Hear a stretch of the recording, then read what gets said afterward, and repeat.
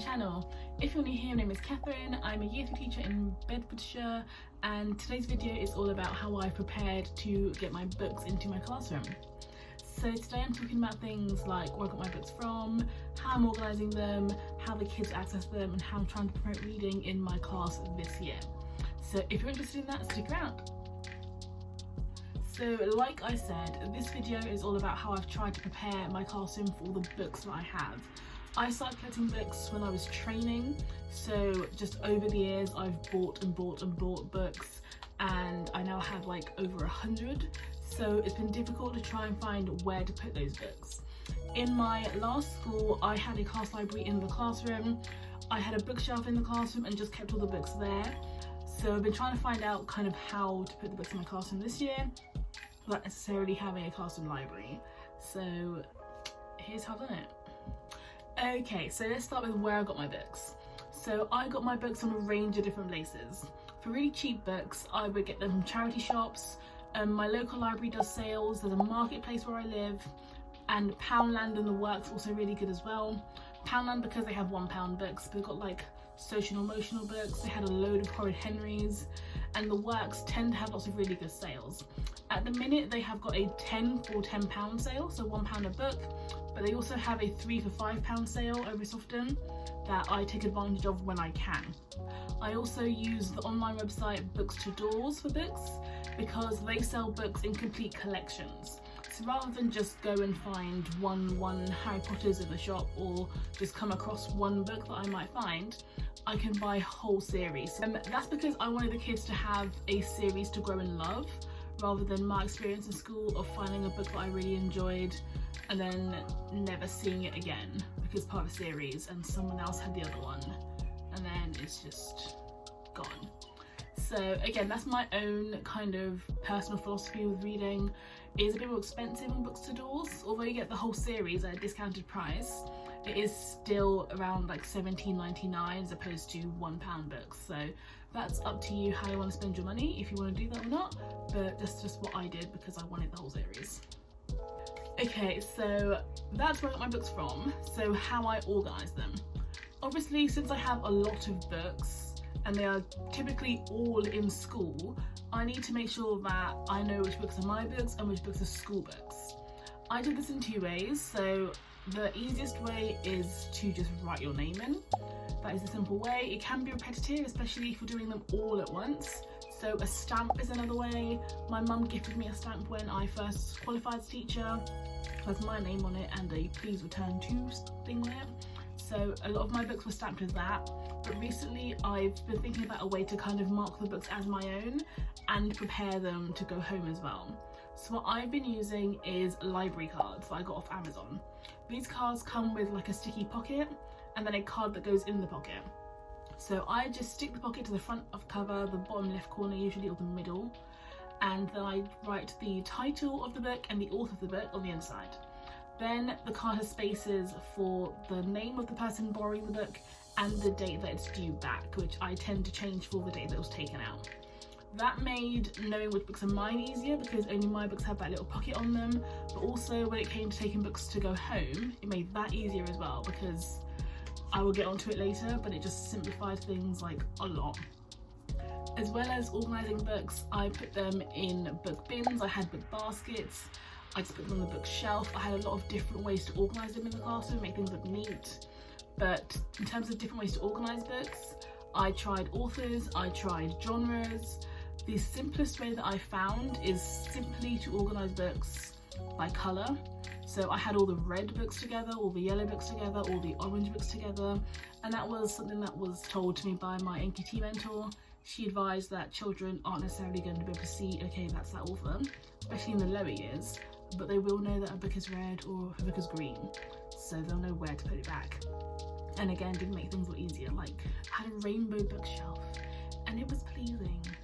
I enjoyed it. It was nice.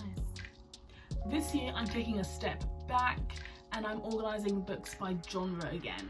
This is just because I want the children in my class to understand the genre of a book and understand what they like in terms of genre. So one of the first activities that I'm doing in school is a book tasting, where the children read a different book for about 3 minutes. They kind of form an impression's the right word? Yes, an impression of it, and then we just discuss what genre it is. So the kids can hopefully learn that if they like Diary of a Wimpy Kid, they like realistic fiction books, and then all the books of the same genre will be in a basket together. So it's a bit of a, if you liked this, try this, because the books will be grouped together. So I'm hoping that works out. If not, I will switch back to doing it by colour. I will change things up, but like the first idea is genre, and hopefully that works. And then the last way that the books will be organised is by their AR level. My new school uses accelerated reader, so all the books have a reading level, but honestly I'm not entirely sure how the books are levelled. I just use a website called arbookfind.co.uk, I believe. I'll link it down below. And you just type in the title and author or the USBN of the book, and it tells you the AR level, which corresponds to a child's reading level, but they have on accelerated reader. So the children know what level they can read. It has a range of between this and this, and then they can go and choose to the book they can read in that level, if that makes sense. I'm rambling here. But I've got my books labelled just with a little sticker on the spine of the book, because my previous school, School A, used to use AR and then they stopped. So a lot of my books are labelled from when we did that, and then we stopped, so I stopped labelling them. But now I've got to go through and label them all again. But with AR, the books are labelled by colours, but that can change from school to school. So I need to find out how my current school use the colour scheme and then label them in their scheme, rather than sticker them how I've always been doing it, and then they're all wrong, got to do them all again. But that's just how I'm labelling the books. Right, so changing books. How will the kids access the books is something that I have had to think about a lot over the past 3 years, well 2 years, going into my 3rd year. Yeah, because I will be honest, changing books has been the most difficult part of my year, like as a teacher so far. It's just been stressful so far. Eventually, the way that I kind of worked out to do it was just to go simple pen and paper. I had an old an old literacy book. The children would just write the name of the kid taking the book out, the name of the book, the date, and it was done. But I will say that the one thing that absolutely saved my life last year, oh I'm tired, was the classroom job, class librarians. So the job of the class librarians was twofold. Firstly, every morning they would come in, they would cut all the reading records, and they'd put them in a lovely little pile on my desk for me, but they had to be like open on the date, so I could quickly go through and see who's read and award house points based on that.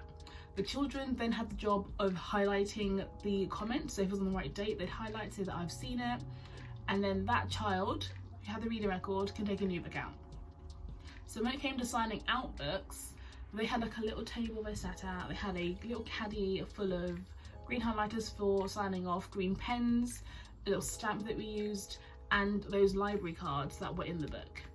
The idea was that any child who took a book out, they had to take out that little library card. One of the librarians would write their name onto that library card. They'd put the title of the book in their reading record, while the other child fills in the class reading log for that literacy book, and then they would just hand everything back. That little card that was taken out of the book stays in school, so I can keep track of who's got which book and which books are out, because their card's not going to be back in the book until the book is back in school, and it's made things a lot easier. Just A, having the cards there to quickly flick through and see which books are gone and who has it. 2, having the children do it, because they were so well trained at this point that my morning was like clockwork. It was come in, sit at my desk and do some quick little things while the children were just doing their little jobs, and class librarians would always just bring me this pile of reading records, and I miss these children so much. It was a good time. But that made things so easy, because it could be done regularly, because I knew that the reading records were in, the children knew that to be in, books had to be in. The only difficult part was, of course, when my role changed, I had to get all my books back from the children. That was the only hard part, because I hadn't like planned for that, so it was a bit like, my books. But other than that, it was beautiful. It was a good time. Okay, the last thing on my hastily made mind map of a plan for this video is how I'm going to promote reading. So I'm really lucky to work in a school where it seems like reading is already high priority. We have 2 different reading slots in the day. So we have our reading lesson, and then as well as that we have Eric time, which is everyone read in class, and a story time at the end of the day. There's also a RIC time, which is just based on the acronym, I'm assuming is read in class, but I'm not 100% sure yet because I don't know the timetable yet. But the fact that we have 2 different times to read in class is just really great. So I plan on using that time in a few different ways. At my current school, no, at my old school, School A, I used to do dear time, which was drop everything and read. So that was for reading, basically. But I did it in different ways. So one way that I did it was spotlight stamina, where the children would have a little finger light each. We turned off the lights, we put down the blinds, and they could read anywhere in the classroom with that little light on, but they had to be reading for the whole time. So we increased it. It started for 5 minutes, then 10 minutes, then 15 minutes, but they had to keep reading for the whole time to improve their stamina. Another way that I kind of promote reading in classroom was Starbucks mode. I forgot it then. So for Starbucks mode, it was just simply you read in silence with some nice kind of cafe music on in the background. This year I am going to elevate it a little bit. There's going to be snacks, healthy snacks, because while I love the idea of Starbucks mode, it is just reading in silence and music, which is good, but I feel like it could be exciting. It's no spotlight stamina, you know. So I thought I'd bring some snacks. That's another way we're doing that. And then the last way that we read is with book club. So book club is more about improving our reading, because the first 2 are just reading. So for book club, the children read in partners, and I taught them what I as a teacher am looking for when I hear them read. So I taught them the phrases and the vocabulary, fluency, expression, and self-correction. So I taught the children that I'm looking for those 3 things. I explained to them what it meant, I showed them what it looks like, both when it's progressing and when not so much. And if I'm reading to them, for the first few times I read to them, I've explained to them, oh, I self-corrected there because I said this word and I meant this word. And I do that quite a lot because I get really nervous reading out loud, whether it's to adults or children. And I told the children that I get nervous a lot reading out loud, so you will hear me self-correcting quite a lot. But you also hear my expression and my fluency. Once the children know those words, they can read to each other. So partner A will read first and partner B will comment on those 3 things, and then partner B will read and partner A will comment on those 3 things. In book club, it was one of the only times where the children were allowed to write in each other's reading records. So they were trained to write comments in reading records like excellent fluency, work on expression, or excellent expression, work on self-correction, so that the child who's reading knows what to look out for, also the parent knows what to look out for. This year I'm considering doing some kind of little mini bookmark to maybe explain those phrases for parents and what it's talking about, because I know a lot that I write those things in their reading records. I will write good fluency, good self-expression, and it occurs to me that maybe the parents might not know what that means or what that looks like. So hopefully the children can explain to their parent what it means. Also the little bookmark will also help them to know what it means. So that's everything I can think of in terms of reading and how I'm doing it in my classroom this year. I have spent like most of this week and a tiny chunk of last week labeling my books. I hopefully had a time lapse in here somewhere, but I had to go through them all. I had to put those little cards in them all. I ran out of library cards, I had to order some more. I had to go on the AR website and find all the levels, which I then compiled into a Google Doc to sticker them later because I couldn't do it this time. And it's just been a lot, but reading is one of those things that I am passionate about, but I didn't realize I was passionate about until I was teaching. So I'm really hoping that I can get the children reading books and enjoying reading rather than just reading for the sake of reading. Okay, let me end before I actually get stressed again. If you watched the video today, thank you for watching. I am trying to get through things as quickly as possible, but I'm finding that summer holiday is incredibly long when you haven't got a school to go to. Like, who knew? The past 2 years I've always been in school doing my classroom for the majority of summer break, and now that I can't go until the end, I'm bored. 6 weeks is long. I didn't realise it was this long. So while I'm slowly plugging my way through my to-do list for school, I find that I don't want to, because it's just like, no, I can't go in anyway, what's the point? So I am going to try and record like where I can, but as I always say, I am more active over on Instagram than I am on YouTube. I will try and be more active, but I'm just doing more over there. My latest post was all about the lessons I learned from quitting my last job. So if you are curious as to what happened there and you want the tea, the gossip, it's over there, have a look. If you don't already follow me on Instagram, it'll be linked down below at daff_teachers. And hopefully I've got some more reels over there just showing a bit more about what I'm doing to get ready to go to school. If you're not already subscribed to my channel, please subscribe. There are more videos coming. I still have a giveaway coming. I don't want to feel like I'm just saying it's coming. It is coming. I'm just working out what I'm giving away before I actually do the giveaway. But I feel like it's going to involve chocolate and storage bits. So yay for us.